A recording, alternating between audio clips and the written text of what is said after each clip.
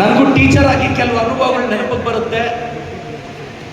ಕನ್ನಡ ಅಂದರೆ ಕೇವಲ ಗದ್ಯ ಅಲ್ಲ, ಪದ್ಯ ಅಲ್ಲ, ವ್ಯಾಕರಣನೂ ಇರುತ್ತೆ ಅಂತ ಹೇಳ್ಕೊಟ್ಟ ನನ್ನ ಕನ್ನಡ ಟೀಚರ್ಗೆ, ಇಂಗ್ಲೀಷ್ ಹೊಟ್ಟೆಪಾಡಿಗೆ ಬದುಕಕ್ಕೆ ಕನ್ನಡ ಇದೆ ಅಂತ ಹೇಳ್ಕೊಟ್ಟಂತ ನನ್ನ ಇಂಗ್ಲೀಷ್ ಟೀಚರ್ಗೆ, ಸೈಲೆಂಟಾಗಿ ಕೇಳಿಸ್ಕೊಂಡ್ರೆ ಅರ್ಥ ಆಗುತ್ತೆ ಅಂತ ಹೇಳ್ಕೊಟ್ಟ ನನ್ನ ಹಿಂದಿ ಟೀಚರ್ಗೆ, ಮ್ಯಾಥ್ಸ್ ಅಂದರೆ ಸಂತೋಷನ ಹ್ಯಾಡ್ ಮಾಡಬೇಕು, ದುಃಖನ ಕಳಿಬೇಕು ಅಂತ ಹೇಳ್ಕೊಟ್ಟಂಥ ಮ್ಯಾಥಮೆಟಿಕ್ಸ್ ಟೀಚರ್ಗೆ, ಇತಿಹಾಸನ ಮರ್ತವನ್ನು ಇತಿಹಾಸ ಸೃಷ್ಟಿಸಲಾರ ಅಂತ ಹೇಳ್ಕೊಟ್ಟಂಥ ನನ್ನ ಸೋಷಿಯಲ್ ಸೈನ್ಸ್ ಟೀಚರ್ಗೆ, ಲೈಫ್ ಅಂದರೆ ಬಯಾಲಜಿ ಅಲ್ಲ ಪ್ರದೀಪ್, ಕೆಮಿಸ್ಟ್ರಿ ಅಂತ ಹೇಳ್ಕೊಟ್ಟಂಥ ನನ್ನ ಸೈನ್ಸ್ ಟೀಚರ್ಗೆ, ಎಲ್ಲರೂ ನಾನು ಈ ಸಂದರ್ಭದಲ್ಲಿ ಸ್ಮರಿಸ್ತೇನೆ.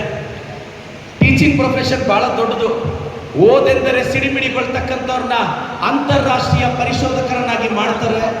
ಲೆಕ್ಕವೆಂದರೆ ಬೆಚ್ಚಿ ಬೀಳ್ತಕ್ಕಂಥವ್ರನ್ನ ಇಂಜಿನಿಯರ್ಗಳನ್ನಾಗಿ ಮಾಡ್ತಾರೆ.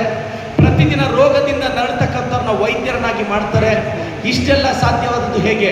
ಆ ಇಂದ್ರಜಾಲವನ್ನು ಮೀರಿದ ನಿಮ್ಮಂಥ ಶಿಕ್ಷಕರ ಪ್ರೇಮ ಜಾಲದಿಂದಲ್ಲವೇ ಅಂತ ಎಲ್ಲ ಟೀಚರ್ಸ್ಗೂ ಒಳ್ಳೆಯದಾಗ